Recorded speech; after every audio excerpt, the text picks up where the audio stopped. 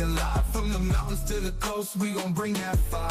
In the heart of college football, we the ones they admire. Yo, it's game day, stadium packed, feel that rush. From Boise to App State, man, we never hush. Rocking the colors, yeah, we bleed that pride. Cinderella stories, watch our dreams collide. Late nights, bright lights, we grind every play. Underrated talent, we gon' make them say, who's that team when we come to town? Representing for the schools that wear the crown. We in the G5, high buzzing loud, we thrive. Underdogs rising up, taking shots, we alive. From the mountains to the coast, we gon' bring that fire. In the heart of college football, we the ones they admire.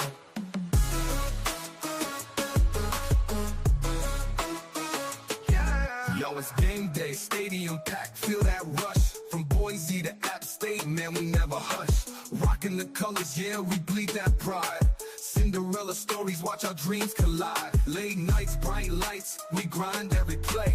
Underrated talent, we gon' make them say, who's that team when we come to town? Representing for the schools that wear the crown. We in the G5, high buzzing loud, we thrive. Underdogs rising up, taking shots, we alive. From the mountains to the coast, we gon' bring that fire. In the heart of college football, we the ones they admire. We the ones they are. The ones they can't skip. Fighting for respect, it's a tough road ahead. But we pack that heart and we never dread. Late hits and big plays, we bring in the heat.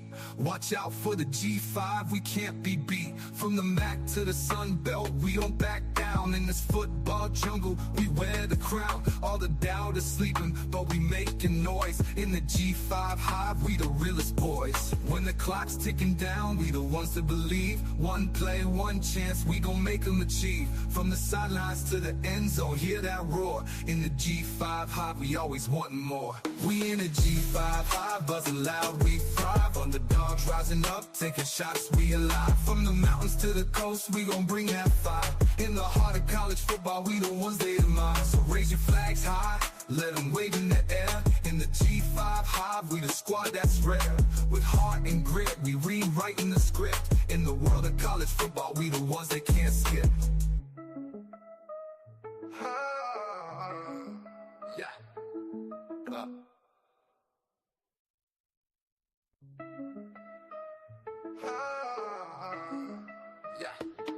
We in the G5 high, buzzing loud, we thrive. Underdogs rising up, taking shots, we alive. From the mountains to the coast, we gon' bring that fire. In the heart of college football, we the ones they admire. Yo, it's game day, stadium packed, feel that rush. From Boise to App State, man, we never hush. Rocking the colors, yeah, we bleed that pride. Cinderella stories, watch our dreams collide. Late nights, bright lights, we grind every play. Underrated talent, we gon' make them say, who's that team when we come to town? Representing for the schools that wear the crown. We in the G5, high buzzing loud, we thrive. Underdogs rising up, taking shots, we alive. From the mountains to the coast, we gon' bring that fire. In the heart of college football, we the ones they admire.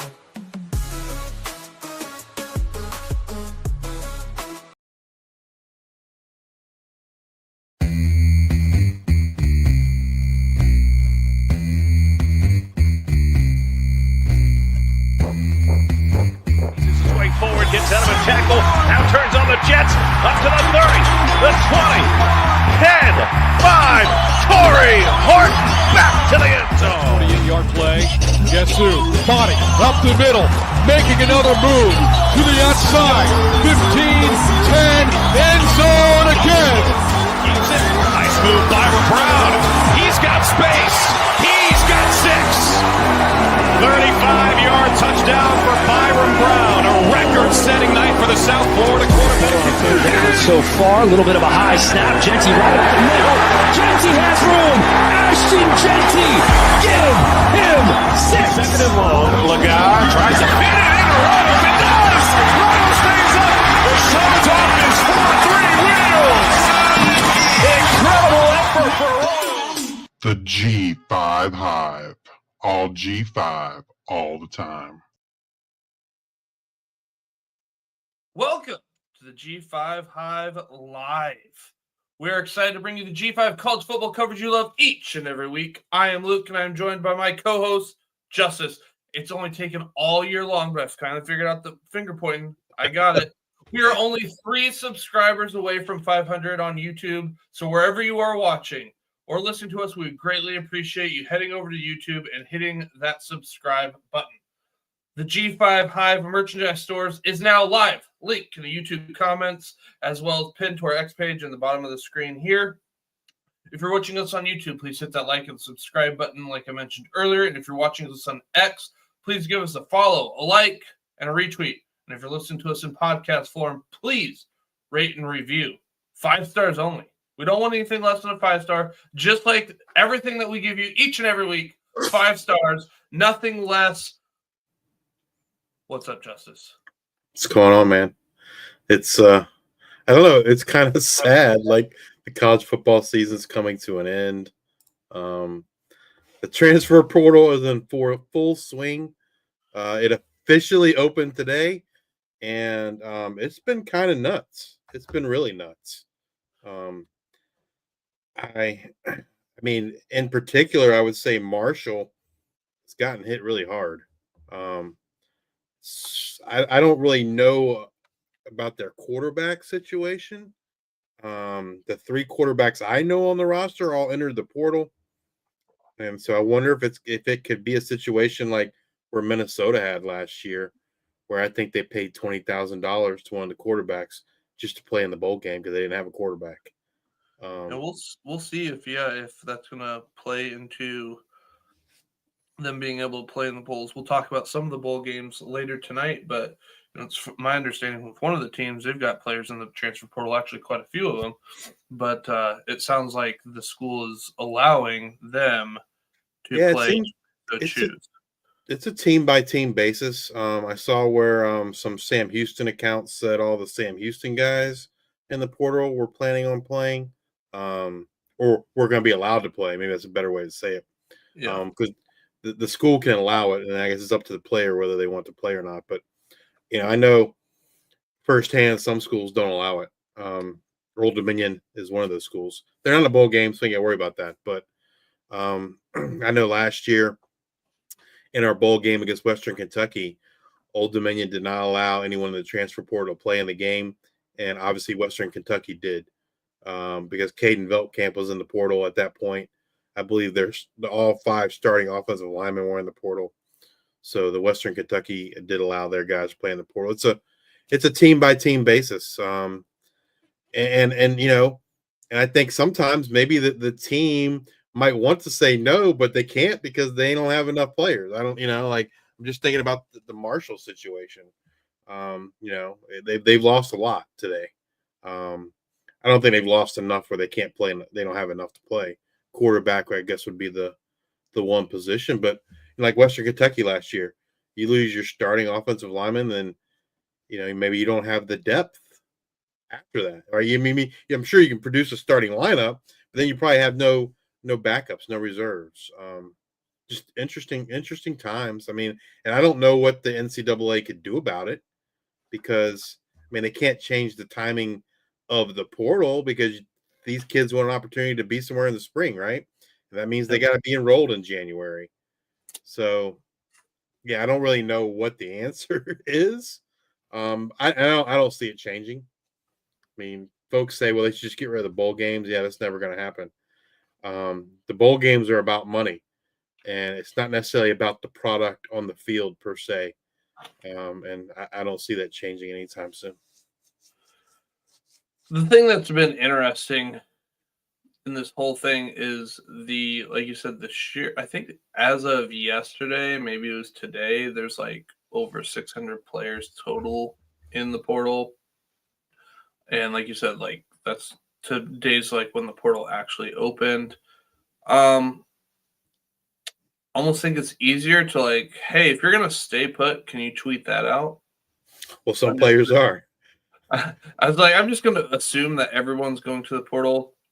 Honestly, when you look at it from a business aspect of it, if they're positioned to go out there the most, you're looking at your like interior defensive linemen, some linemen, and then your quarterback. Like if I'm in college and I play quarterback or I play a scarce position that's in demand, I'm going to probably enter the portal every time because I should be able to see what my worth is. Now, Well, I mean, yeah, provided you think you can increase your worth. I think what the stories I hear and what happens far too often is the player gets a phone call and they get promises of XX dollars, and they don't get told like the fine details. Like, hey, if you're going to get paid XX dollars, you got to be the starter. You got to, all these other things. You can't just be a third string or second string guy, or the numbers they throw out might be the first string guys and not the second or third string guys. And I think far too often guys get bad advice. And the numbers prove that out, right? I mean, there are a select few. When you're only talking about G5, there are a select few that have P4 talent, go play in the P4 and get that money. But I feel like so many guys, the numbers just bear it out. There's only so many spots available, and guys get left behind all the time. The other thing that will be interesting to see is as these schools work through their NIL, understanding what kind of budget is actually there based off the players that are staying and do have that, because there is a set amount of money that like you will not go over. So that'll be interesting to see like when these schools, because that's another thing. It's like, based on the sheer volume of the guys that are in the portal, I can say that, there's no way all of them know exactly where they're going. They're hopeful. They want this, or maybe they've heard from a couple different schools. But you don't know what that school really has to offer. Sometimes those schools maybe are still trying to figure out, working with their NIL collectives of like, hey, what do we have for budget-wise? And, I think there are more schools than you realize that think that they have like that. If I'll say a quarterback where I think, oh, I'm in demand, I think there are a lot more schools than you would realize that don't have the budget to take in a quarterback. Whether you quarterback, I would naturally whether you are deserving of the money or not, they might not have that for you. So it's kind of one of those things that's like, I am also curious to learn a little bit more. Maybe we can reach out, maybe talk to some collectives or something where we kind of understand. I've heard some schools use it as a way to re-up their NIL deals with their current school. So it's like, I don't have any I'm not going anywhere. It's just a contract thing that I'm doing with the NIL at my school. So what do you mean? Like they enter the portal to try to get more money? To like redo their deal or restructure it, whatever. Yeah, you don't. I mean, what the stories I hear, like that's not necessary. I think oftentimes I think what folks do is they shop their own deals, right? They just like happens in the real world with employees. They say, hey, I want a raise, and they go to this other place. Hey, and this is how much I'm making now. Can you pay me more? They're kind of shopping their own deals, if you will. I mean, that's going to happen just like it happens in the real world at jobs and with employers and employees on a daily basis. I don't know that, in my personal opinion, unless your coach leaves, I don't know that going into the portal to try to increase the amount of money from your current school is the best idea. Yeah, probably not. I think you have that conversation before that. Yeah. And schools just take different approaches to how they handle NIL and such, right?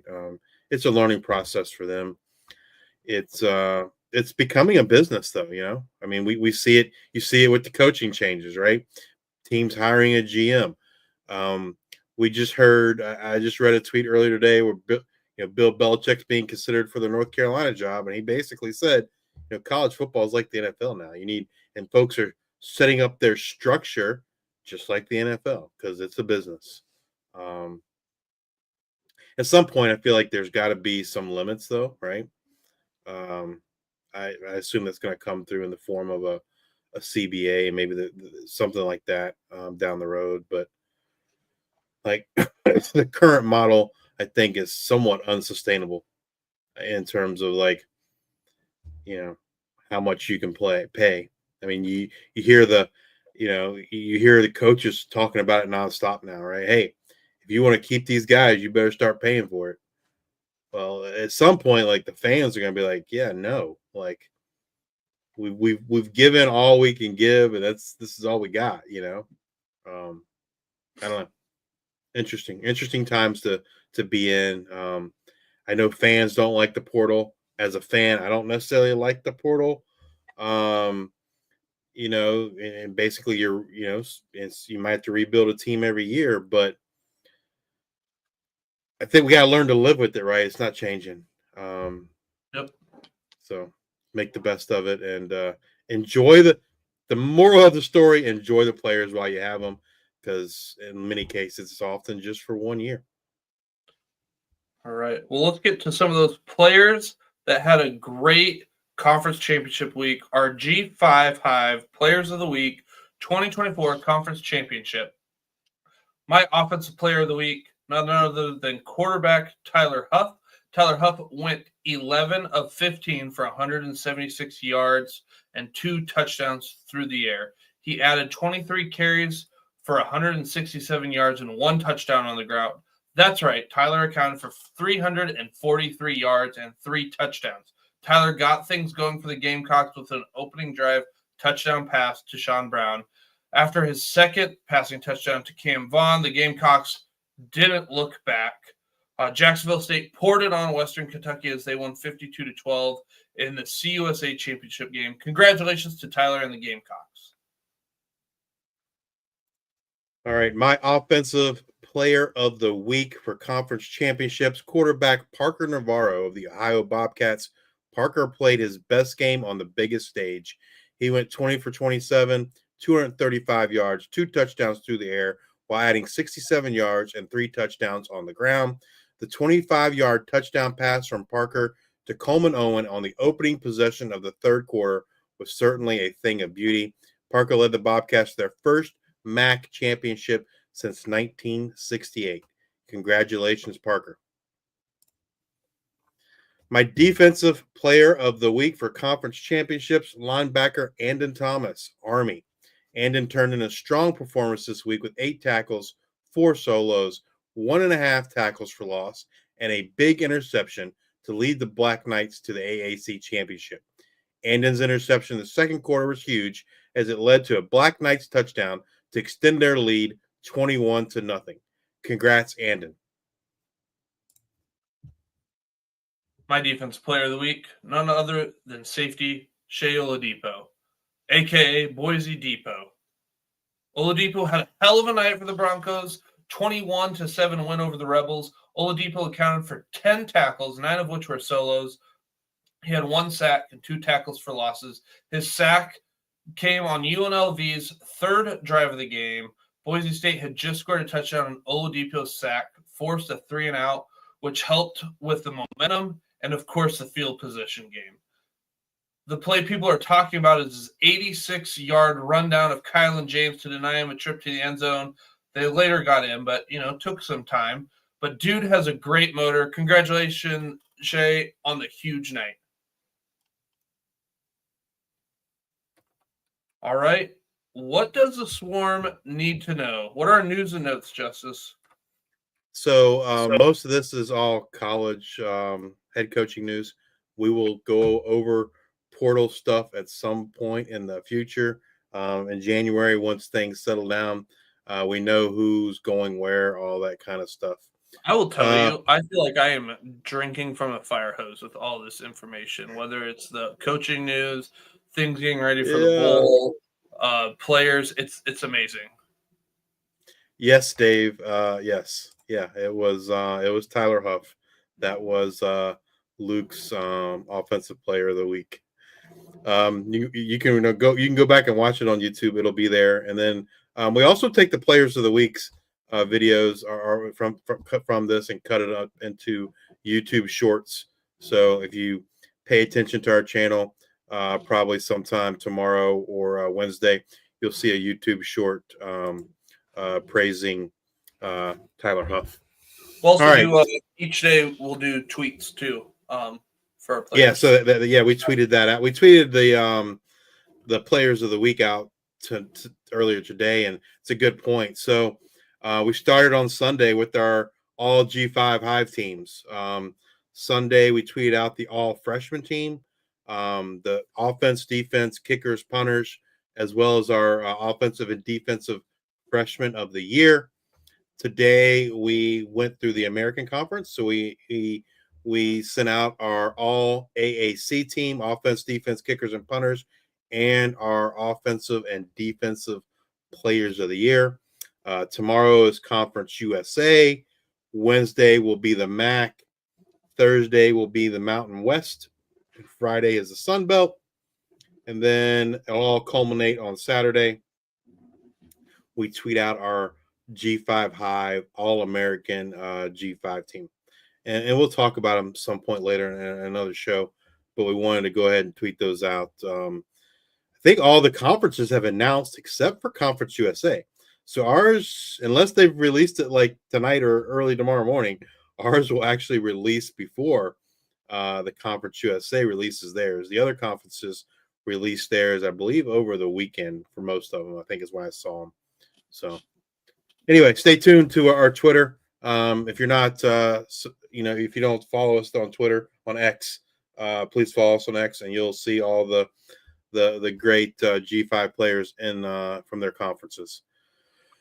All right, first some NIL news. The UMass Collective, the Midnight Ride, has ceased operations as UMass will move the collective in-house. I think this might be a move you see in other places, given all the recent changes with the legislation and such. I don't know that I'm necessarily in favor of it. I think like having it out of the house kind of gives a good separation, if you will, from the school and the collective. It just seems like a good way to set it up. But for whatever reason, UMass decided they wanted to bring it in house, and so the Midnight Ride has ceased operations.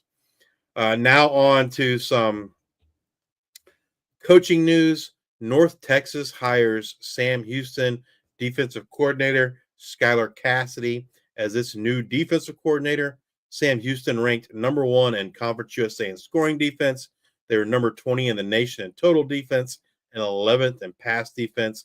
And they were a big reason for Sam Houston's success and turnaround this year. That Sam Houston defense was legit. So, definitely interested to see what kind of work Skylar can do at North Texas. Defense has been a problem for North Texas the last 2 years. But, based on his results there at Sam Houston, I think they got a good one. Ball State hires Mike Yurimovich, Butler head coach. He was with Butler for 3 seasons, leading them to a 23-11 record. Prior to that, he was offensive coordinator at Temple for 3 seasons. He is familiar with the MAC, as he has been at Northern Illinois 3 different times. He was a grad assistant, a running back coach, and a special teams coordinator. UMass hires Rutgers defensive coordinator Joe Harayimasic to be their next head coach. He has roots in the Northeast. He was the head coach of Maine, where he went 20-15 and led them to a CAA championship in 2018. Fresno State hires USC assistant head coach Matt Entz as its next head coach. Before he was the assistant head coach at USC, he was the head coach at North Dakota State, where he went 60-10 and won 2 FCS national titles in his 5 years. Texas State offensive coordinator Mac Leftwich has been hired by Texas Tech to be their next offensive coordinator. New Mexico offensive coordinator Jason Beck has moved to Utah as their next offensive coordinator. And New Mexico head coach Bronco Mendenhall has been hired as the next head coach for Utah State. This season, Bronco did a really impressive job with New Mexico, leading them to 5 wins. They were on the verge of bowl eligibility, and given all the turnover and such that roster had, it was just a really impressive job. Bronco previously has been a head coach at UVA and BYU. Utah State has hired San Jose State assistant Kevin McGivern as their next offensive coordinator. He was the wide receiver coach and passing game coordinator for San Jose State this season. Colorado State defensive coordinator Freddie Banks has been fired. Linebacker coach Adam Pilipil will call the plays in the bowl game. Florida International has hired Duke running back coach Willie Simmons as their next head coach. Prior to Duke, Willie was the head coach at Florida A&M for 6 seasons, where he went 45-13. App State has hired South Carolina offensive coordinator Dow Logans as their new head coach. He was the South Carolina offensive coordinator for the last 2 seasons. Prior to that, he was an assistant at Arkansas and had several stops in the NFL. Ohio head coach Tim Albin has been hired as the next head coach of the Charlotte 49ers. He has been in Ohio since 2005, serving as the head coach for the last 4 seasons, leading them to a 33-19 record and winning the MAC championship this season. He did a remarkable job this year, taking a team that lost so much a year ago from the portal and graduation, and bringing home the MAC championship. Offensive coordinator Brian Smith has been named the interim coach for the bowl game, and he's also being considered for the permanent job. That might be like my favorite coaching hire, amongst everybody. I didn't see it coming, especially when he, it's kind of a weird. We're going to get to the next one, Charles Huff, but Tim Alp, you got 2 teams that win a conference championship from there, and their coaches leave the next day. But I do really like that move. Southern Miss has hired Marshall head coach Charles Huff as their next head coach. It was probably the worst kept secret. It was all over social media last week. Matter of fact, and the new guy, fans were already tweeting who that was a week ago. But nonetheless, Southern Miss has hired Marshall head coach Charles Huff. He served as the Marshall head coach for the last 3 seasons with a 32-20 record and led them to the Sun Belt Championship this season. Associate head coach Telly Lockett will serve as the interim head coach for the bowl game. And Marshall has hired NC State defensive coordinator Tony Gibson as their next head coach. Gibson has been the NC State defensive coordinator since 2019. Prior to that, he was at West Virginia from 2013 through 2018. UNLV head coach Barry Odom has been hired by Purdue as their next head coach. Odom was 19-8 in 2 seasons at UNLV and led them to the Mountain West Championship game this season. Wide receiver coach Dell Alexander has been named the interim coach for the bowl game. Tulsa has named Trey Lamb as their next head coach. Trey was previously the head coach at East Tennessee State. He was 7-5 his only season there, but he turned them around from 3-8 in 2023. Previous to that, he led Gardner Webb to back-to-back FCS playoffs in 2022 and 2023. Central Michigan has named Army offensive line coach and co-offensive coordinator Matt Drankoll as their next head coach. And finally, San Diego State defensive coordinator Eric Schmidt has been named the head coach for North Dakota. So San Diego State will be looking for a new defensive coordinator this season.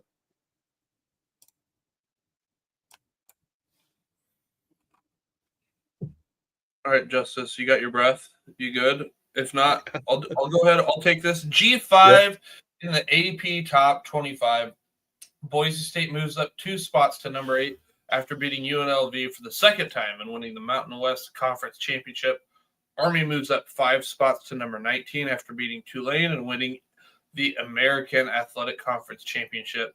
UNLV, after their loss to Boise State, drops 5 spots to 24 Memphis, who was idle, they did not play this last week, remains at 25.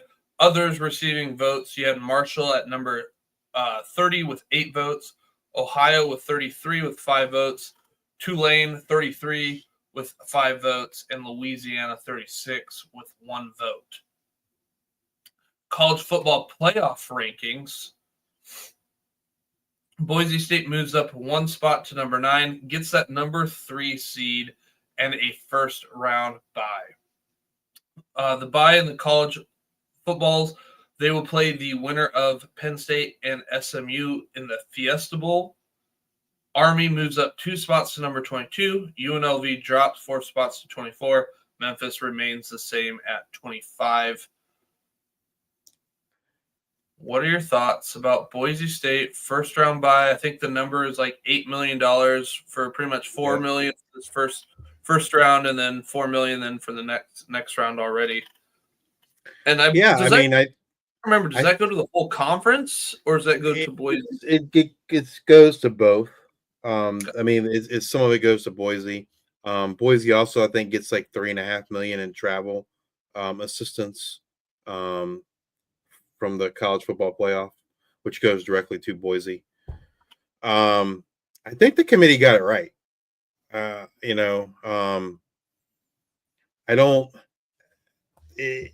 think there are some teams I don't think necessarily are the best 12, but at the end of the day, I think the committee did a decent job. I think that the hot topic was there's 2 hot topics, I guess. One is a lot of folks didn't think SMU should be in after losing the conference championship game on a 56-yard field goal. But to me, if they had done that, then the message they are sending is conference championship doesn't mean anything. SMU should have just not played, because then they would have been in. And I don't think they want to send that message.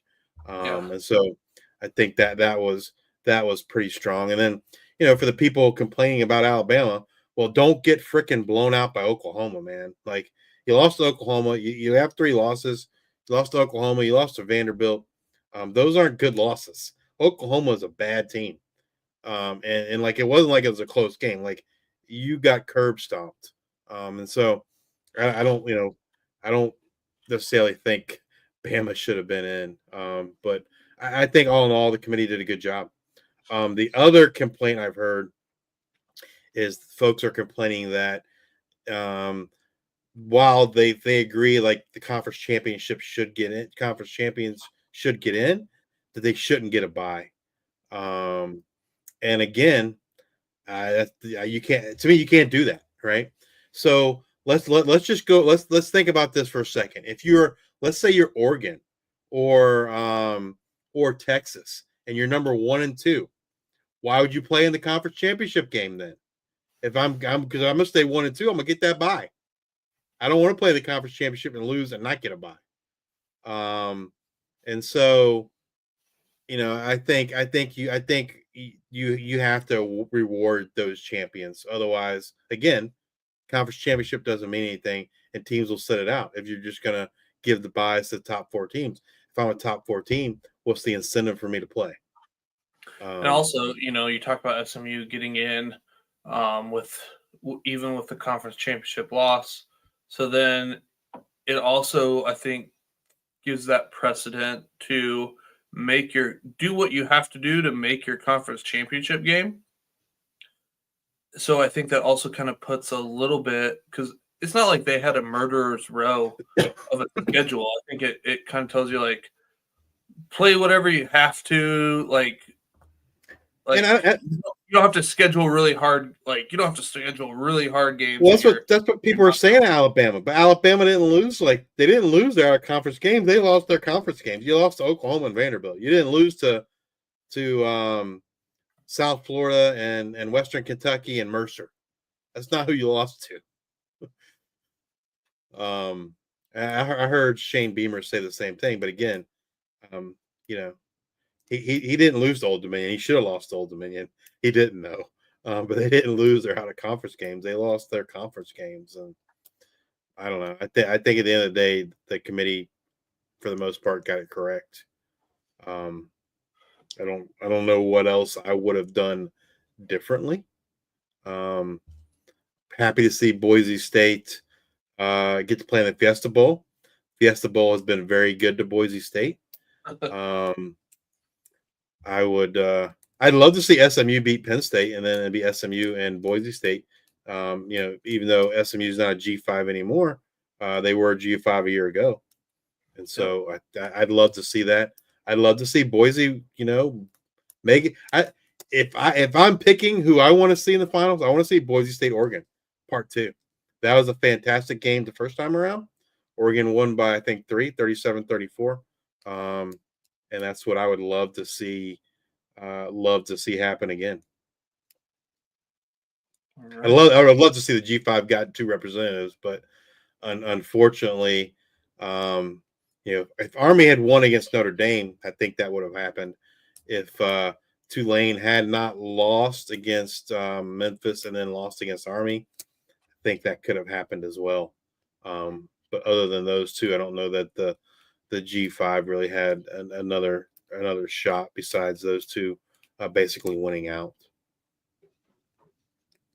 All right. Well, let's get to the next nectar. Let's get to the good stuff. Stop the Steal update. What do you got for us, Justice? So if you've been paying attention the last couple of weeks, we started this, I don't know, 3 weeks ago, I think now. And we kind of went through all the different awards. And then we've updated them 1 or 2 at a time the weeks leading up to the awards. We did Sean Dolak didn't get the Burlsworth Award either again this week. He did not get he didn't get named a finalist for the Butkus Award for Best Linebacker, which was just absolutely ludicrous. But the kid from Oregon won the Burlsworth Award tonight. I was watching that. The Burlsworth Award goes to the nation's best whoever they were a walk-on at one point. He was nominated. It was him, a kid from Oregon, and I forget who the third guy was, but it was also a P4 player. But anyway, so tonight we're going to talk about the Heisman and the Hendricks Award. So, today the Heisman finalists got announced.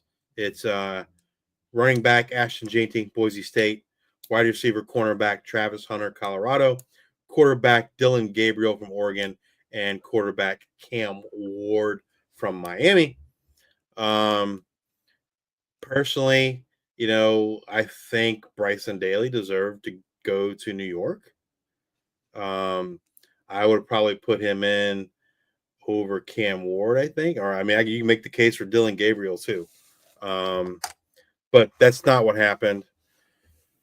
And I think the whole country knows it's really a 2-horse race. It's Ashton Jeanty versus Travis Hunter. We made the case for Ashton Jeanty 3 weeks ago. He's done nothing but strengthen his case, in my opinion. But probably the biggest argument, you see their stats here on the screen. I don't have Travis's defensive stats. Can't fit everything on there. But I do have his offensive stats. Ashton Jeanty, 2,497 rushing yards, 30 total touchdowns. And this is probably the most impressive one. The next 3 are the most impressive, I guess. 1,882 yards after contact. Pretty sure that's good for number 2 in the country. So, that's how impressive of a year he's having. His missed tackles, 135. That's absolutely insane. And then 116 first downs.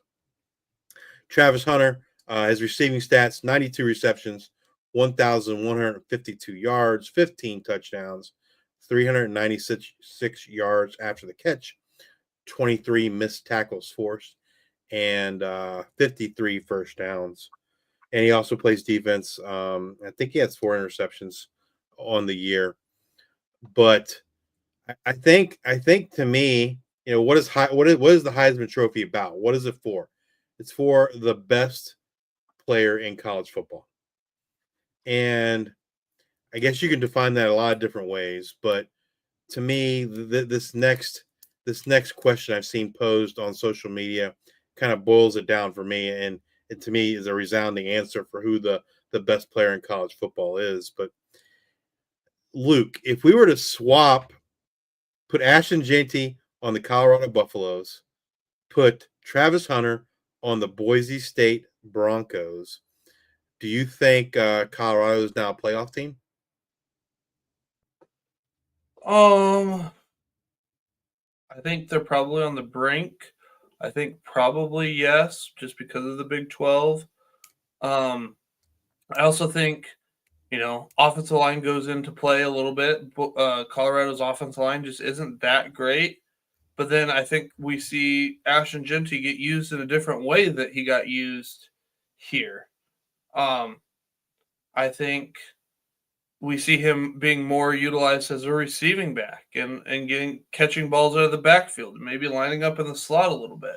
So I still think, we would see – I think his numbers would obviously be drastically different because I don't think he still had a whole bunch of missed tackles. So I think it still would have been very good. But honestly, maybe he would be even better because he would have X amount of receiving yards for, this and this. Maybe, it's not the almost 2,500. Maybe it's closer to 1,800. And then you have maybe, I don't even know what you'd have receiving. Let's just say 800 yards or something. Like it would still be pretty awesome. But I guess to me, the important thing is not necessarily what his stats would be, but that he would elevate the team to being a playoff team, most likely. Yeah, I think so, because then you've got another thing you got to worry about. Because right now, when you play Colorado, you don't have to really worry about them running the ball. If you put Travis Hunter on Boise State, you think Boise State is the number 3 seed and still a playoff team? Probably not. Yeah, those are the conclusions I come to. I think Ashton Jeanty would make Colorado a playoff team. Travis Hunter would negate the playoffs for Boise State. He just doesn't. I'm not saying Travis Hunter isn't a good player. He is, and what he's doing is incredible. But what Ashton Jeanty is doing is generational, right? We haven't seen this in I don't know, Barry Sanders, right? And that was in the 80s. And so, to me, it's just the resounding answer is that it's Ashton Jeanty. But, if that argument's not good enough for you, I said, okay, well, let's look at their best competition. When they played the team that they played that I would consider the best. For Colorado and Travis, I would say that was Kansas State. At the time, Kansas State was number 18 in the nation. And his stats against Kansas State, he had 3 catches for 26 yards on the offensive side. On the defensive side, he had 2 tackles, 1 solo tackle. That's it. Look at Ashton Jeanty's stats against the best competition that Boise State played, and that would be against the number 1 team in the nation, the Oregon Ducks. He had 192 yards rushing, 3 rushing touchdowns, 2 receptions for 8 yards. He was the reason that they had a shot to win that game. Impressive season. Ashton has more rushing yards than 100 college football teams. So that's the team's total. He has more yards than 100 of them. He has 12 rushes of 50 or more yards. Do you know who the next closest is? No idea. Well, first of all, it's not an individual player. It's a team. He has more 50-yard rushes, than every team in the country, and he has 12 of them. The next closest is Notre Dame and Navy. They each have 7. You can look at 30-yard rushes, 40-yard rushes, 60-yard rushes, 70-yard rushes, and Ashton Jeanty has more of those than any team in the nation. It's just, I don't know. To me, it's a slam dunk choice. Vegas will tell you it's a slam dunk for Travis Hunter. I think it was said on on national TV that if you only let the coaches vote for the Heisman, it'd be unquestioned that Ashton Jeanty would win because where he has taken this team. Not only has he, put up, generational stats, he's carried this team to a college football playoff and a bye. Ashton Jeanty played Saturday. Did Travis Hunter play Saturday or Friday? No, he didn't. And he's not playing in the playoffs either. And so to me, it's a slam dunk. Ashton Jeanty. I hope the voters do the right thing. Again, not trying to knock Travis Hunter. He's a great player. He's gonna, go on and go to the NFL and maybe he's gonna get drafted higher in the NFL draft, and that's all fine and dandy. But that's not what the award's for. The awards for the most outstanding player, and in my mind, there's no doubt about it. It's Ashton Jeanty. He's got the stats. He has taken his team to a level that great players do, and that's what Ashton did. So I just hope the voters do the right thing and vote for Ashton Jeanty. I was thinking about this the other night when I was, thinking about, what we were going to talk about Jeanty. And I feel so nervous. I just feel nervous that he's not going to win it. And I feel like, just with how media is and what they're, what puts butts in seats, I am very much I think I've talked about this, in some fashions, as I get older and older, I believe in conspiracy theories. I believe, this is a business. I believe they're going to try to do things, to help pump up, their friends in the business and stuff. I mean, you don't have any facts around it, but it's that's what it feels like. But also part of me is going to be shocked if he wins it, even though I believe he should, just because I don't know if I could get over the fact that I can't believe that other people believe that yet. Just because of all the hate or shade thrown on the G5 over the years. I think that would be pretty monumental and something that is groundbreaking. Yeah. I mean, like I said, he is a generational talent. He is putting up numbers that we haven't seen in, like I said, since the 80s. And, and not only is he doing that, he's also elevated the play of his team. And that's what great players do. And, to me, it's a slam dunk for the Heisman. I don't disagree that Travis Hunter is a good player, great player, but he's not the best cornerback. He's not the best receiver. It's clear that Ashton Jeanty is the best running back in the nation. I don't think anyone would argue that point. And so, that and the fact that, his play has elevated his team to, the number 3 seed and a bye in the college football playoffs, just pretty remarkable and a testament to his talent. So Ashton Jeanty for Heisman. Voters do the right thing. All right. The last one we want to talk about is the Hendricks Award. If you're not familiar with the Hendricks Award, it's named after Ted Hendricks, and it goes to the best defensive end edge in college football. And unlike a lot of the other awards, this one does have a history of, giving it to lower level players. 2 years ago, it was an FCS guy that won. And so you look back in their history and they do. I think of all the awards, these major awards, the Hendricks probably does the best job. I feel like so many of these other awards base it on well, he's going to be the best guy in the NFL, or he's the, going to be the best NFL player. And that's not what the award is. These awards are for college football and what they've done on the college football field. And I would say, the Hendricks of all these awards has done the best job of rewarding that. and not just playing to, hey, this guy is going to be the number 1 overall draft pick. But nonetheless, so the Hendricks Award, they have a final watch list, and I would venture to guess there's 12, 15 players on that list. I didn't want to put all 12, 15 players on this graphic. I used my own judgment to find who I thought maybe were the 6 best, and that's who is on this graphic. And so, we will, if you're watching us on Twitter, watching us on X, or YouTube, you feel free to play along. We've got them labeled A, B, C, D, E, F. Tell us who you think should win.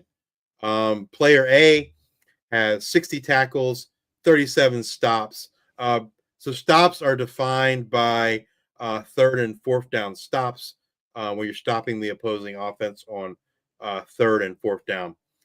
Player A has 60 tackles, 37 stops, 53 total pressures, 10 sacks, 20 tackles for loss, and a havoc rate of 16.9%.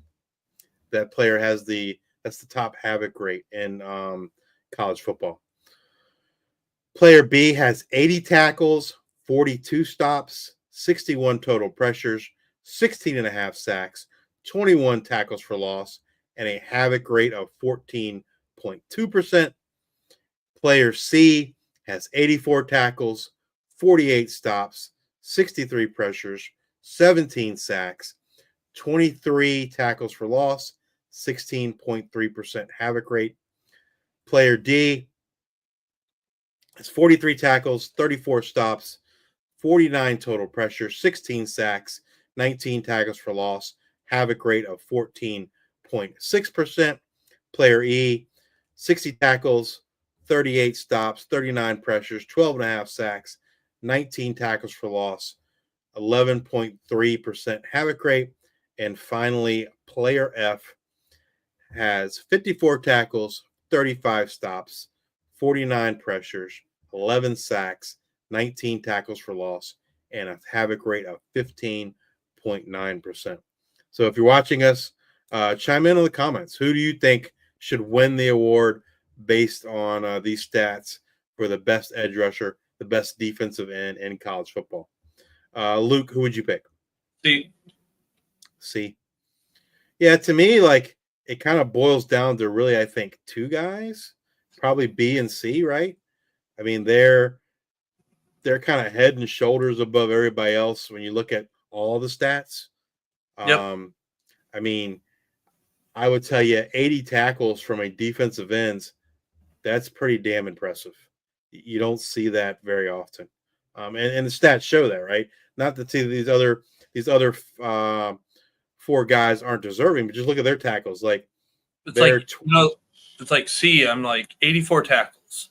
You've got the most tackles of the group, the most stops for the group, the most sacks, the most tackle for losses, the second best havoc rate. So it's like you're just doing a lot of your work behind the line of scrimmage.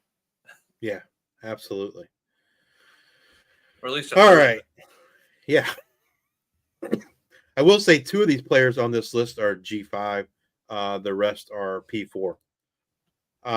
So without further ado, I will reveal who each player is. Player A, Abdul Carter, Penn State. Player B, Donovan Ezeruoku, Boston College.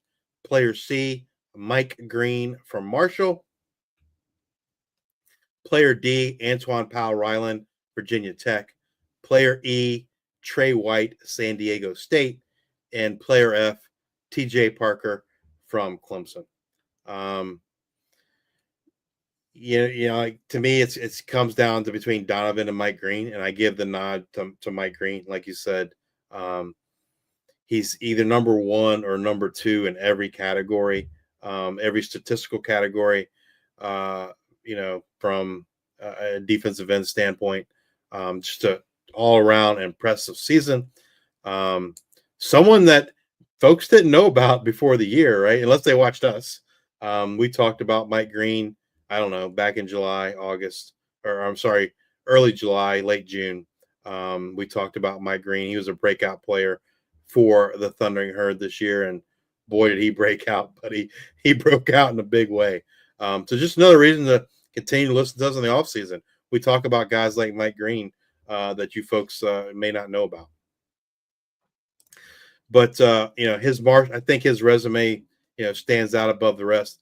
If you look at all defensive linemen in college football, he's number one in sacks, number one in stops, number one in tackles for loss. He is number two in havoc rate to Abdul Carter, who's number one, and then he's number two in total pressures. And I think the guy that's number one in total pressures is not a finalist for the award. He's got a lot of pressures, but the rest of his stats aren't that great. So yeah, Mike Green at Marshall, and this, again, I think he deserves it.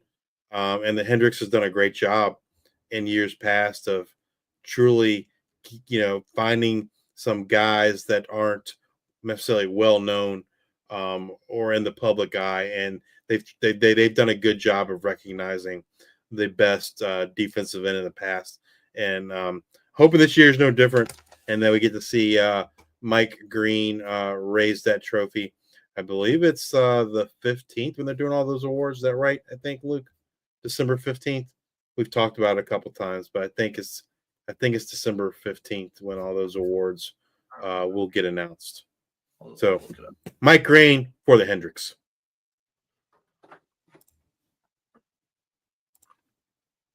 All right. Let's get into our G5 Conference Championship games in review. We have the American Athletic Conference. Yep, Tulane versus Army. This graphic is from before the game. Army was ranked number 24 prior to the game last week. It wasn't much of a game. Army wins the game 35-14. Tulane, their first two possessions, I believe, they botched the snap on a field goal attempt, and then the next time they shanked the field goal. Tulane just had no answer for the Army running game, whether it was Kanye Udo, running back, or Bryson Daly. They just kind of ran at will against this Tulane defense. Tulane fumbled a kickoff. They recovered it. And the awesome thing about that was the kicker. The Army kicker is the one that forced the fumble on that kickoff. Army didn't get any points on the drive, though. They got to the goal line. They went for it on 4th and 3, and Tulane was able to stop them. It's one of the few times that Tulane did stop them. So Tulane gets the ball back, and then Tulane gets that ball back. I think they're down 14-0 at that point, and then that's when he throws the interception to Andon Thomas, and then Army takes that in for a touchdown. It's 21-0, and that was pretty much all she wrote. Tulane did hit Mario Williams for a deep pass to get on the board right before half. But they didn't do much, man. I mean, Mario Williams was really the only one that was effective in this game from Tulane's perspective. They were able to hit him on some deep shots. But, Mekhi Hughes never really got going. The Tulane defense had no answer for that Army triple option. And kudos to Army, right? It was a home game for Army. Great to see them in their first year, right? Their first year in the American, and they are the American champions. So congrats to Army, man. Job well done. Anything you had on the game? No, I mean, just Tulane went for it on 4th down a couple times. They didn't get those pushes that they needed. Honestly, what I really want to point out here is just Army's left side of the offensive line was spectacular in the game. Great pushes. I mean, I know, Daly ran to the right quite a bit too, but he just really seemed to lean on that left side of the line. So just great job for those Hog Mileys up front.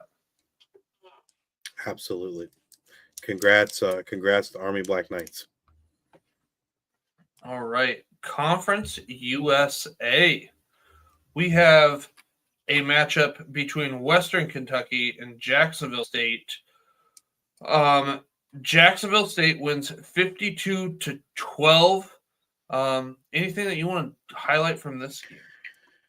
So on the first drive, Tyler Huff hit Sean Brown for that touchdown.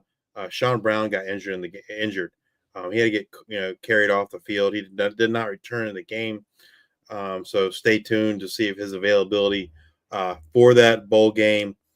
Shortly after that, Western Kentucky wide receiver Easton Messer was seen. He was limping off the field.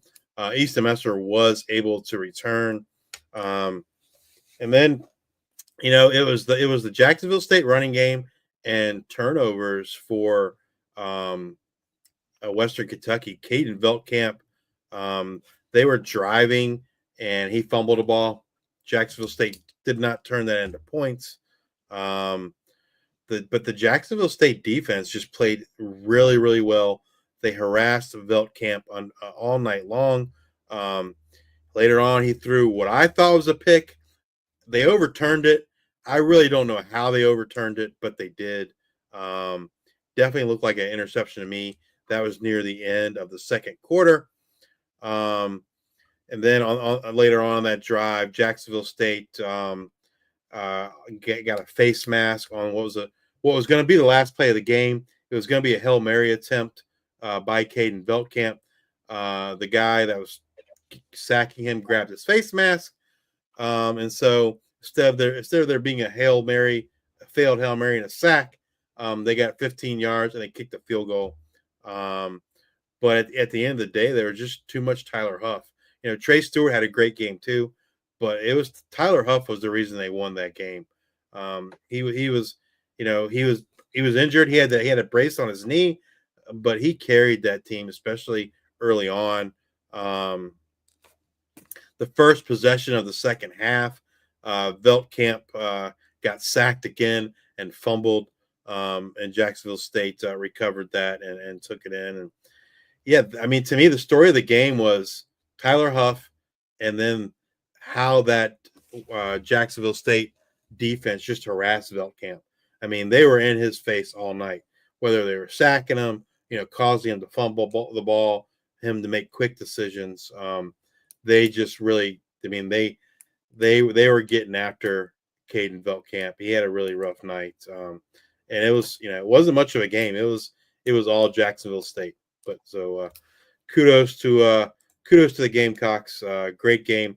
Only their second year in FBS football, and they're already Conference USA champions. So congratulations to Jacksonville State.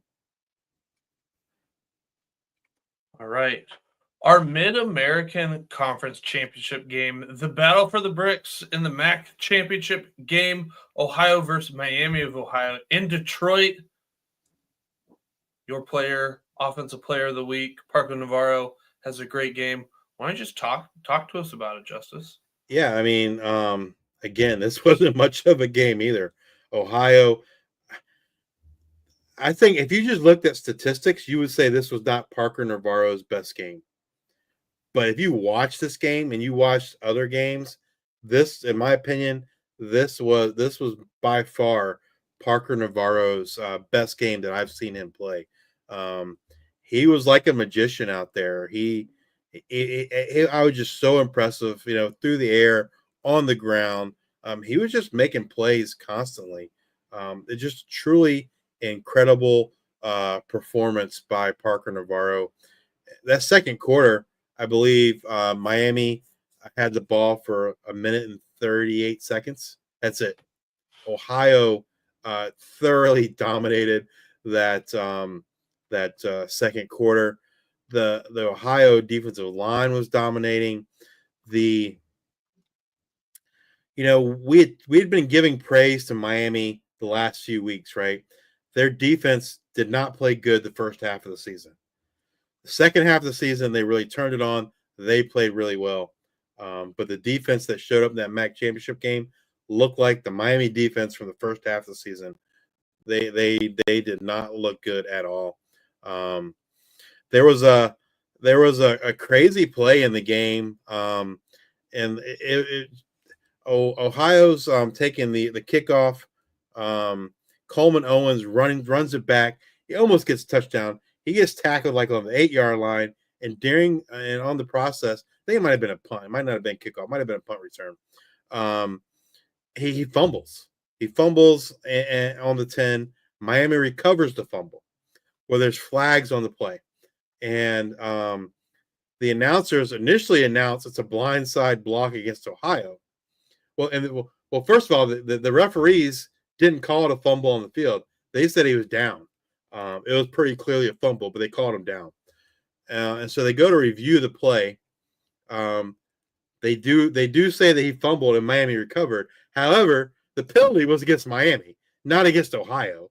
So it was a blindside block against Miami. It was pretty clear that's what it was.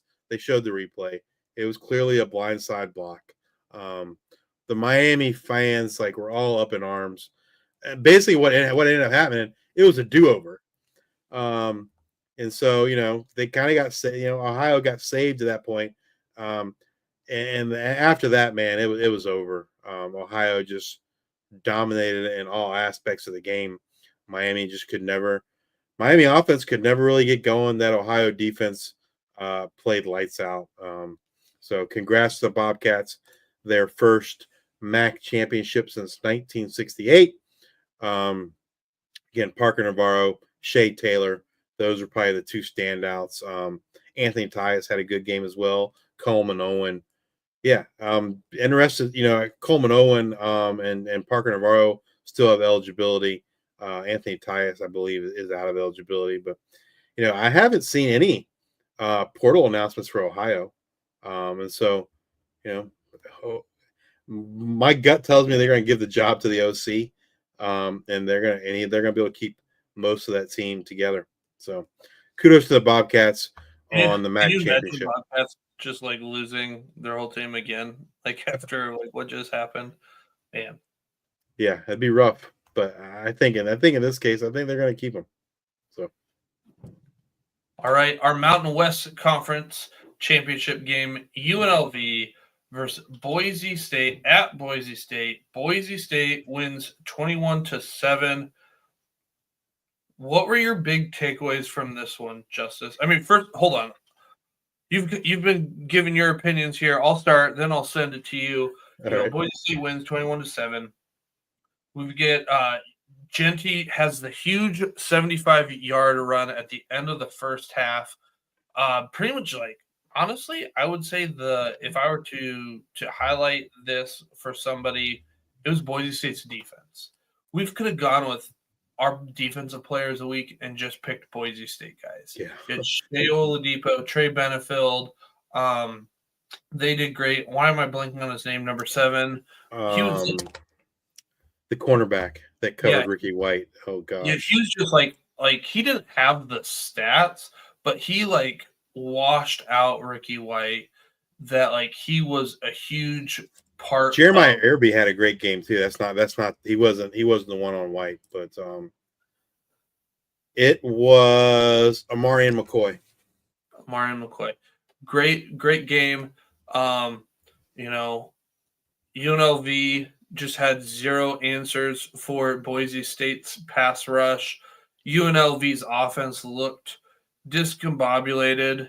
You had no idea, it almost seems like Boise State adjusted for what they saw last time, and UNLV wasn't able to make those same adjustments. Now, knowing what we know with Odom going to Purdue, I don't want to say that they didn't put everything into preparing for that game, but maybe things were a little bit off or different, or I don't know. I don't know what it's like to be in those locker rooms.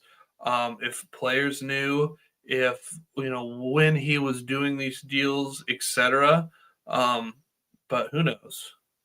Yeah, the one thing that I guess, and we talked about last week when we were previewing the game, was how UNLV, what adjustments UNLV would make for that Boise pass rush from the first time, right? They killed him the first time. And I got to tell you, like, it didn't look like they made any adjustments. The two things that I thought UNLV did a poor job the first time around was handling the Boise pass rush and what tight end Matt Lauder did to them. And both of those things happened again.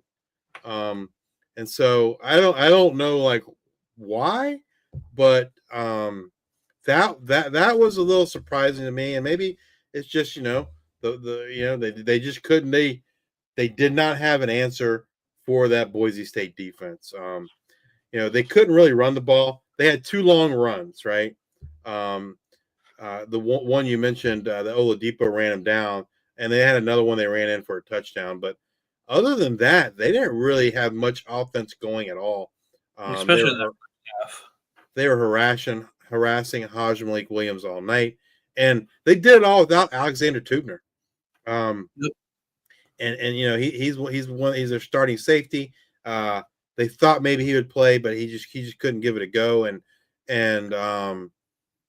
So just a phenomenal job by that Boise State defense. Once again, UNLV did not have any answers for him, and Boise State got the win. It was it was prime time. You got to see Ashton with that 75-yard touchdown run, and the best thing of the night for me was, like, obviously it's not intentional because he's running for 75-yard, but when he basically gave the Heisman pose in game, like that was when he kind of blocked that guy.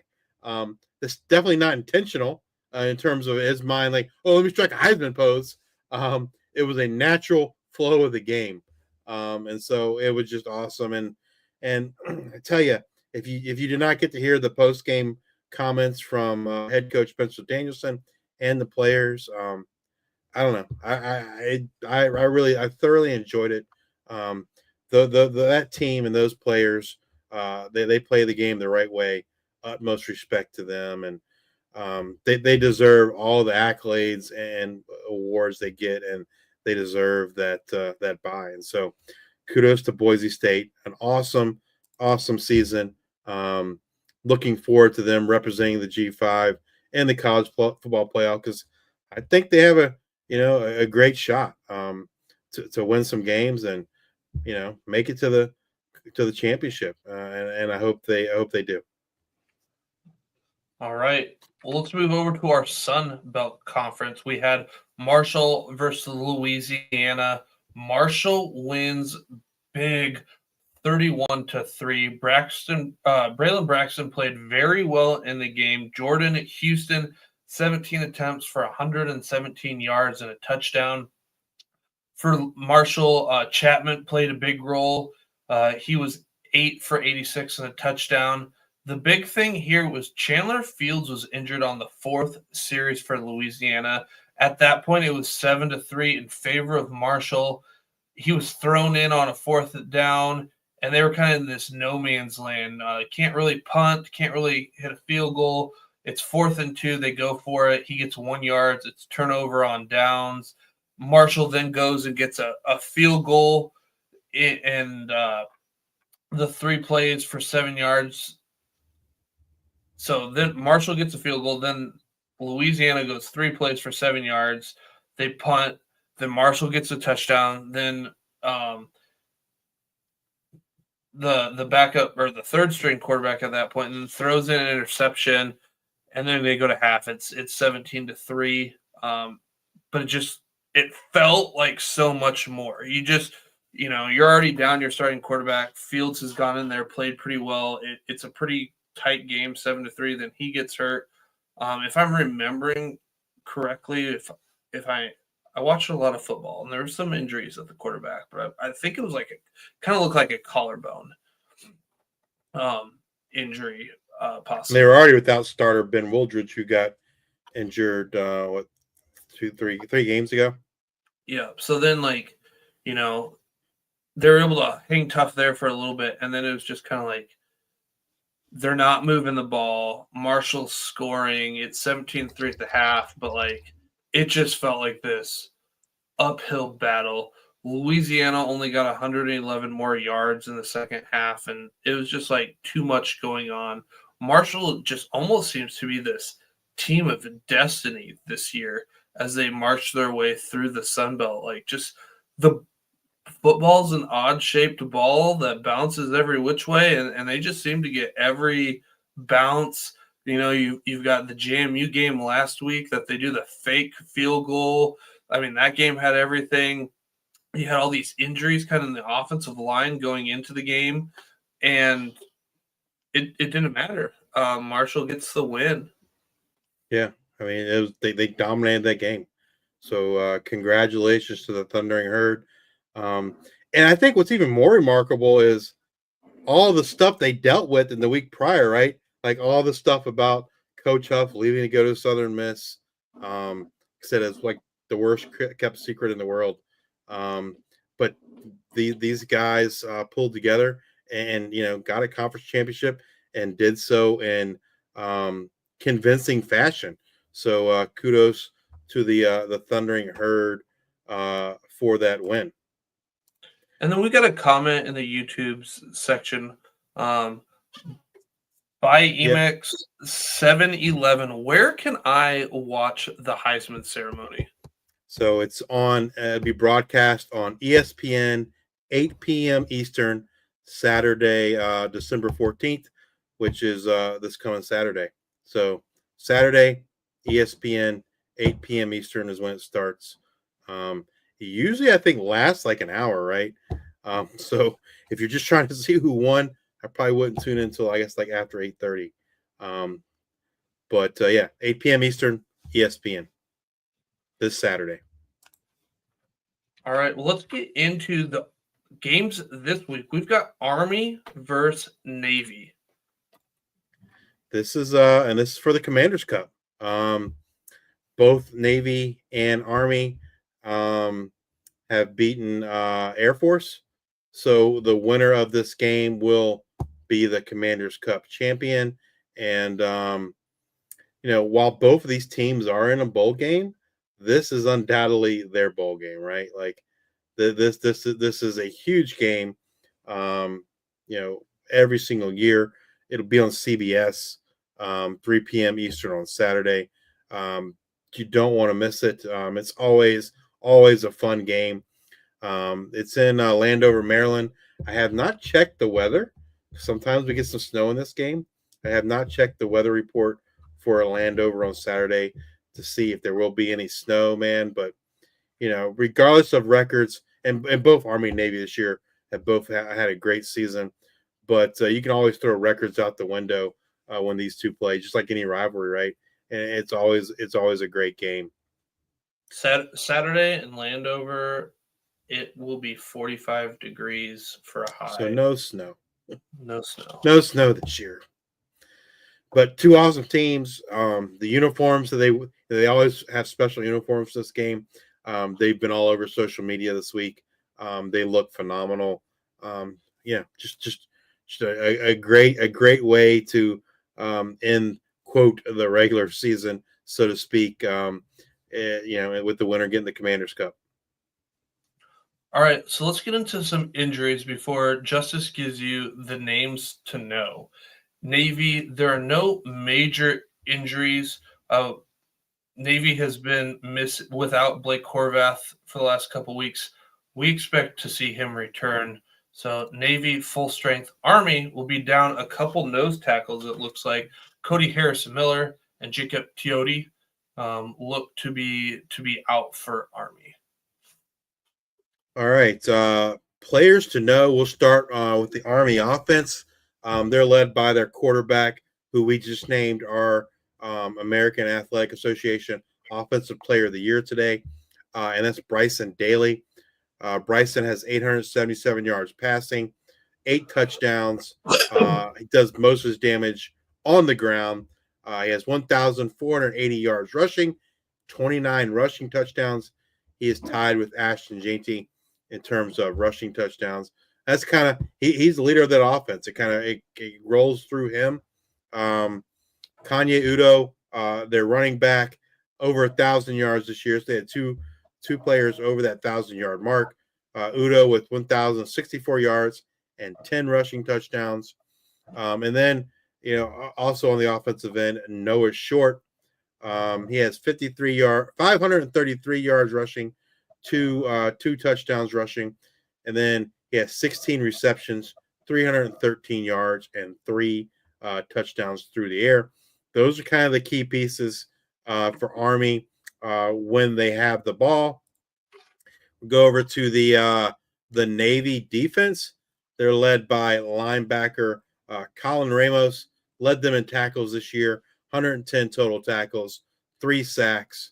They also have Kyle Jacob, another great linebacker, 86 total tackles. He has 3 interceptions on the year. Safety, Rawan Lane III, 61 tackles, 3 pass defenses, 2 interceptions. If you're looking along that defensive line, they're led by defensive end Luke Pierce, 60 total tackles, 2.5 sacks. And then their outstanding nose guard, Landon Robinson, 43 tackles on the year and 4.5 sacks. Landon Robinson, he's one of the best nose guards in the game. We talked about him when we did our preview of Navy this year. So definitely check out Landon Robinson. And then, also in the defensive backfield, Deshaun Peel. I believe he ended the season as our number 1 cornerback in adjusted net yards against coverage per coverage snap. But he's had an outstanding season, 39 tackles, 5 pass defenses, 4 interceptions. And he's taken 2 of those interceptions to the house, 2 pick sixes. And so, Deshaun Peel, someone to watch when Navy is on defense. Now, when Navy is on offense, like Army, they're led by their quarterback, Blake Horvath. He had 1,154 yards passing with 11 passing touchdowns, 895 yards rushing, another 13 touchdowns on the ground. Their fullback, Alex Texa, 501 yards rushing, 7 touchdowns. And then Mr. Explosive,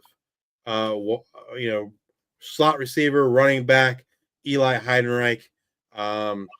He does a little bit of it all. He had 402 yards rushing, 3 touchdowns. But then you look at what he did receiving. 36 balls for almost 600 yards, 597, 5 touchdowns. His average per catch, 16.6 yards per catch. And he doesn't get a lot of touches, but man, he makes the most of those touches. He's the explosive play guy. Eli Heidenreich had an outstanding season this year for Navy. So look for him and see if he can keep those explosive plays going against the Black Knights. When Navy is on offense, Army on defense, who are you looking at? Andon Thomas. He was my player of the week this past week from the AAC championship game. He leads them in tackles, 83 total tackles, has a half a sack. He also has 2 interceptions on the year. Caleb Fortner, another linebacker, 61 tackles, 1 sack. Those are the 2 guys leading them in tackles. Safety, Max DiDomenico, outstanding year for him. One of the top safeties in the American. He had 50 total tackles, 4 pass defenses, and 2 interceptions on the year. And then they have 2 great cornerbacks, and Donovan Platt and Jaden Mays, both throughout the year have been in our top cornerbacks in the G5. Jaden Mays had 23 tackles, 3 interceptions on the year. Donovan Platt had 12 tackles, 2 interceptions on the year. And then if you're looking for who's gonna, get that potentially get that pressure, get those tackles for loss, you're looking at linebacker / edge rusher Elo Madozi. He leads Army in tackles. In sacks. He had 29 tackles this year, 5.5 sacks. And then Kyle Lewis also along that defensive line, 25 tackles and 4 sacks on the year. Those are the players to know for the Army Black Knights and the Navy. look for this to be a great game. I didn't look to see what the spread was. Do you know what it is off the top of your head? Off the top of my head, no. It is. Army is favored by 6.5. Over under of 39.5. Give me the over on the 39.5. I think it's a close game, man. If one of these teams has turnover troubles, it won't be a close game, most likely. But these two teams always play each other tough. They're always really, really great games. So tune in on Saturday, 3 p.m. CBS. All right, let's move over to our G5 bowl game previews. We've got some bowl games to get ready for. We have the IS4S Salute to Veterans Bowl coming up. South Alabama versus Western Michigan in Montgomery, Alabama, Saturday night, 9 p.m. Eastern on ESPN. Injury-wise, what you need to know. South Alabama, we're going to know a little bit more as practice goes on this week because they had the off week, etc. Last time we saw South Alabama on the field, Gio Lopez was hobbling. He had some crutches. He had a boot on. He's been battling a turf toe. I am under the assumption that he's going to give it a go. Then they have guys in the transfer portal. They're going to allow those guys to play from a team, school perspective. Now, whether they do or not, up to them. Again, I don't know who will play versus who won't. We're going to find out more of that stuff as practice goes on this week. It's a Monday. Tuesdays when we're going to find out a lot more information going on there. Western Michigan, I don't have any injuries to note as of right now. Yeah, pay attention to our Follow Our X account if you're interested in players that may or may not play. As we see that stuff, we always retweet it or tweet it out. Players to know. So when South Alabama has the ball, it starts with their quarterback, Gio Lopez.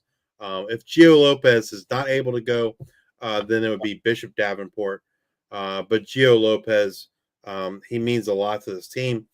He's their leader. He's a dual threat quarterback.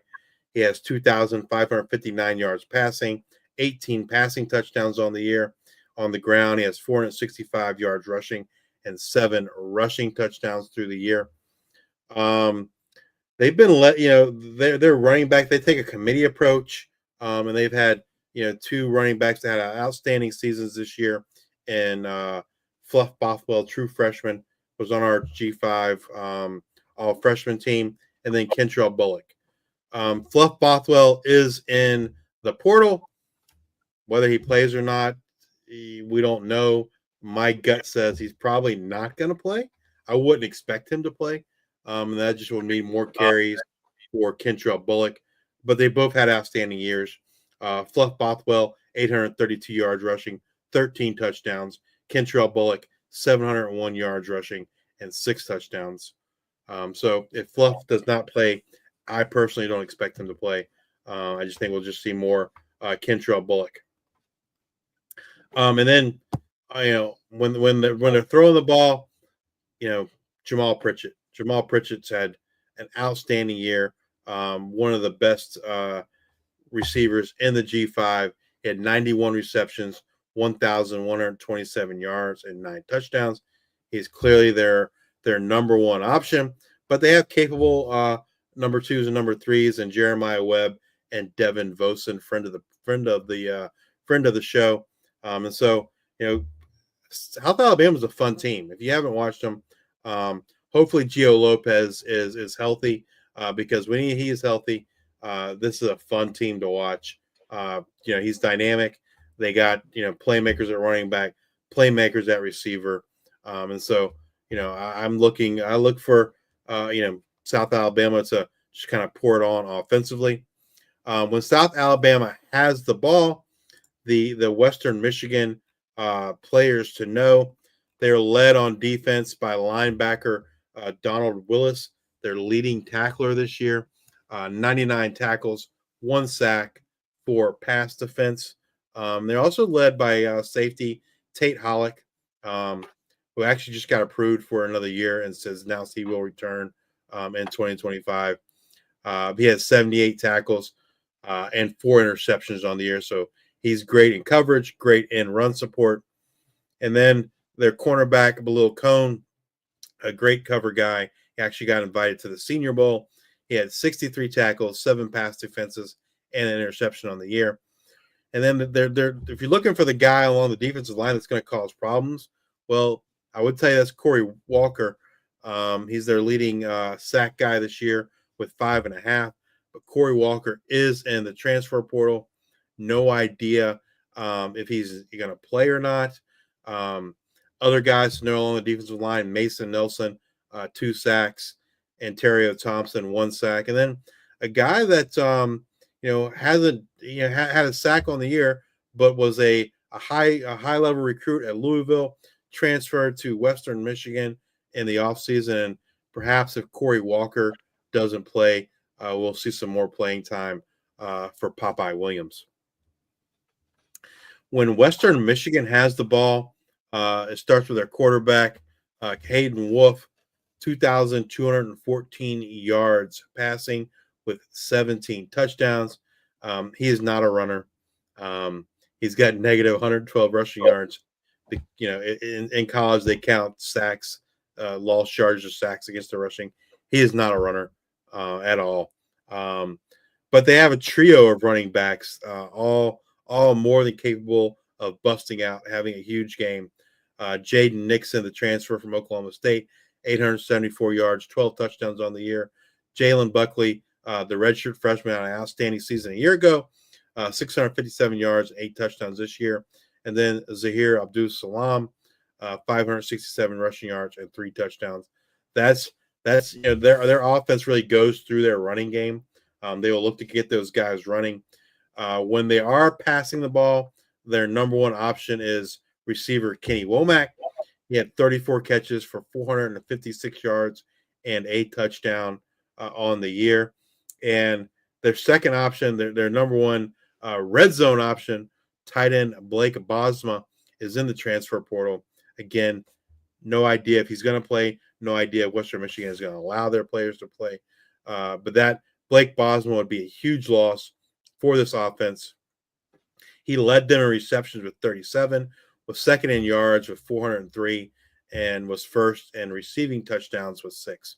So if we see any news on Walker or Bosma on whether they're going to play or not, we will certainly tweet that out. On defense for South Alabama, when Western Michigan has the ball, they're led by their middle linebacker, Blaine Myrick, 92 tackles on the year, 2 sacks, and an interception.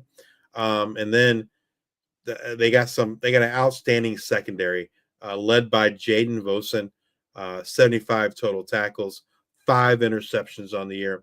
One of the best safeties in the G5. He's Devin Vosen's twin brother. They have a pair of outstanding cornerbacks in Jordan Scruggs and Amarian Fortenberry. Amarian Fortenberry was on our all-freshman team. He had 41 tackles on the year and an interception. And then they also have Ladarius Webb Jr., safety, also had an outstanding year. If you're looking for the guys that are going to get after the quarterback, that would go to edge rusher Courtney McBride Jr., 37 tackles, 5 sacks on the year. And those are the players you kind of need to know for this game. The spread is currently South Alabama -8 with an over/under of 58.5. And unless I hear news that Gio Lopez is not playing, I'm going with South Alabama -8. Western Michigan has not played well down the stretch. They started off gangbusters. I think they started off like in MAC play anyway. They were like 5-1, and then they just kind of they had the MAC championship kind of in their sights there with about 3. They were in first place and they just fell apart in the last few weeks. The 58.5 is kind of interesting in the sense of just how fast Western Michigan plays. I could see this going over, but I think I will play the under in this sense. I like the spread. I like South Alabama -8. But yeah, I would take the under if I were to bet that. Yeah, if I was going to bet something, I'm taking the South Alabama -8.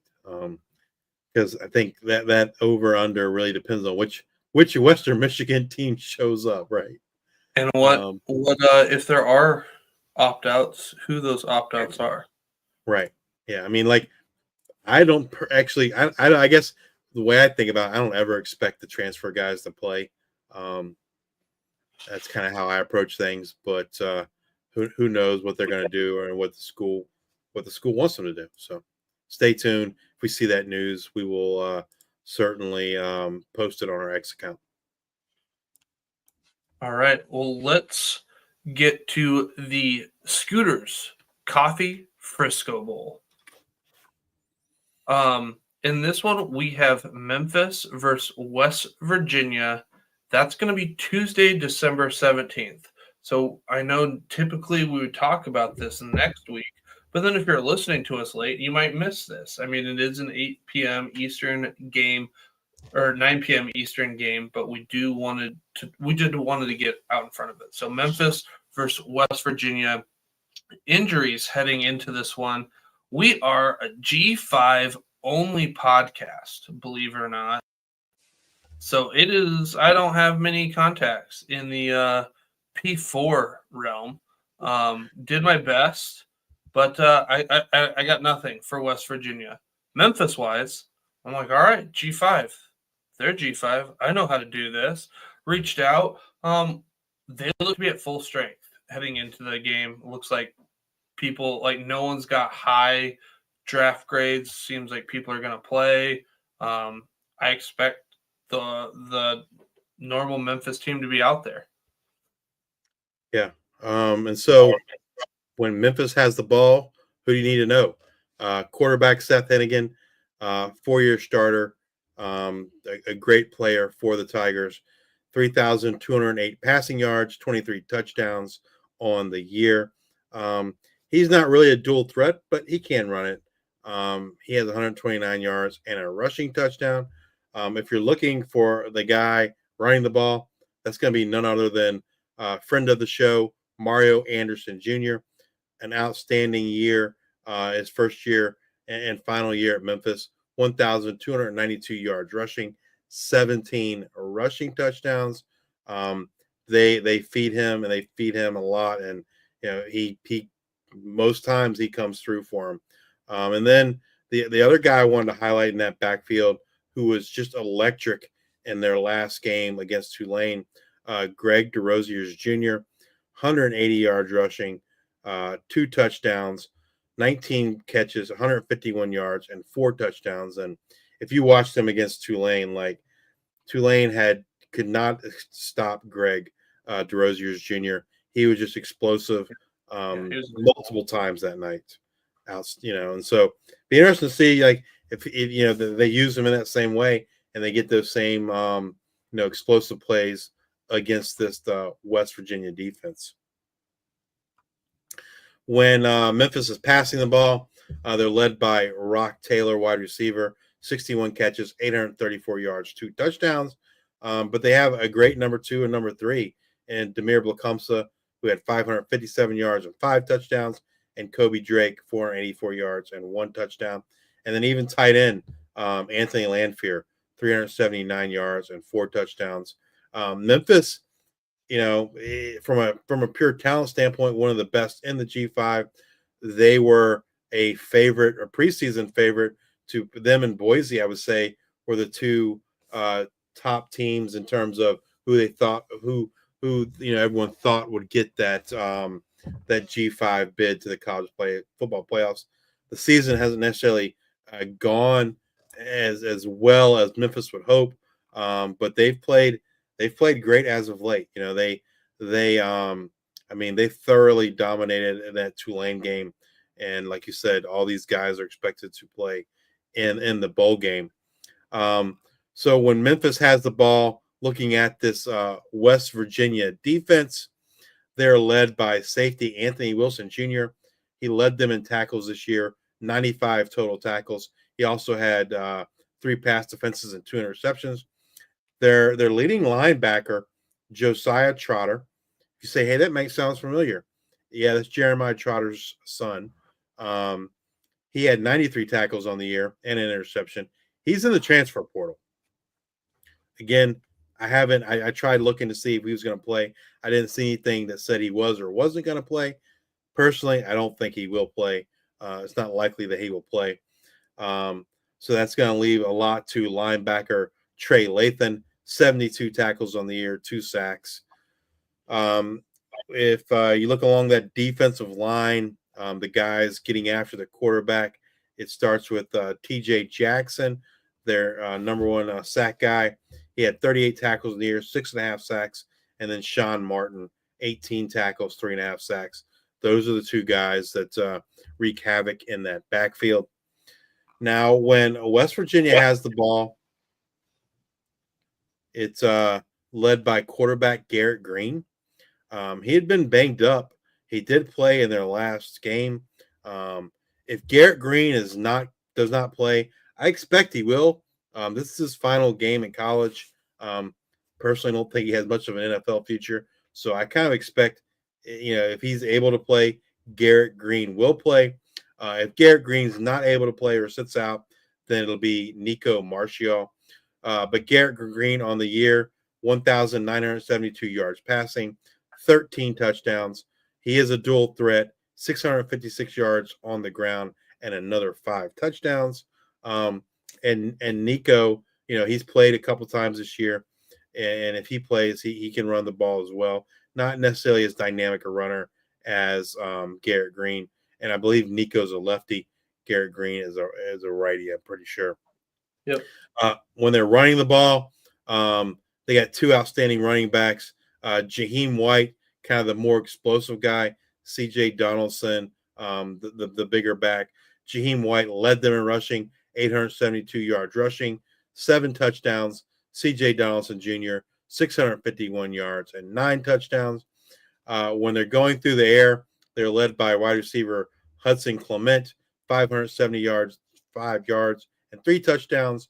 Wide receiver Traylon Ray, 426 yards, 4 touchdowns, and tight end Cole Taylor, 404 yards and 3 touchdowns.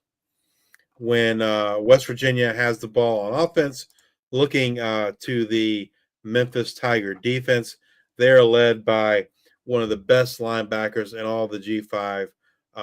Who's actually the American Athletic Defensive Player of the Year, and that's linebacker Chandler Martin.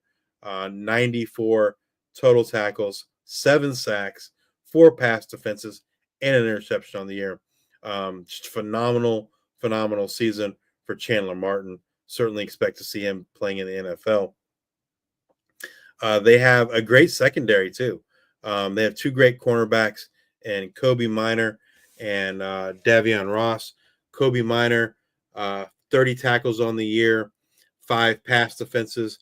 Davion Ross, 45 tackles, 11 pass defenses, and 3 interceptions. Along that linebacker group, Chandler Martin is joined by Tennessee transfer Elijah Herring. He has missed some games this year, but he did play against Tulane. He has 50 total tackles, 3.5 sacks, 3 pass defenses, and an interception on the year. And then as far as causing some havoc in the backfield, look for William Whitlow Jr. on the defensive line, 23 tackles and 4 sacks on the year. Those are the players to know for the Memphis Tigers and the West Virginia Mountaineers. The spread is Memphis minus 2.5 with an over-under of 56.5. And I like Memphis in this game. West Virginia, if you don't know, fired their coach. They have not named their new coach yet. The rumors are it will be Rich Rodriguez, Jacksonville State. And supposedly Jacksonville State has a team meeting set for 9 a.m. tomorrow. And so, if that's going to be the case, if it's going to be Rich Rod going back to West Virginia. We should get official word of that tomorrow morning. If you don't know, Rich Rodriguez was the head coach at West Virginia. He left West Virginia, went to Michigan, and then I think went to Arizona, and then he ended up, I think, at UL Monroe's like an OC, and then Jacksonville State, where he's been for the last several years. But he might reunite, might get rehired there at West Virginia. Stay tuned to that. I think Memphis is just number one. I think Memphis is the more talented team. I think they'll be the more motivated team as well. So give me the Memphis Tigers. I think they'll just be a chip on the shoulders there. And like you said, they're got a lot of guys coming back for this game. And, yeah, they beat Iowa State, I believe, last year. I think they go out and beat another Big 12 team this year. Yep, I agree. All right. A little bit shorter of a show for us this week. Thank you all for tuning in all year long. But come back and join us next week as we discuss what happened in that Army-Navy game and the salutes to Veteran Bowl, as well as look forward to the next set of G5 Bowl games. And as always, we bring you up to date on all the latest news and happenings in the world of G5 college football. Again, if you're watching us on YouTube, please hit that like and subscribe button. We are 3 away from 500. Help us get to 500. If you're watching us on X, please give us a retweet, a like, and a follow. And if you're listening to us on Apple Podcasts, Spotify, please subscribe. Leave those 5-star ratings and reviews. Thank you all for your support. Until next time, we are the G5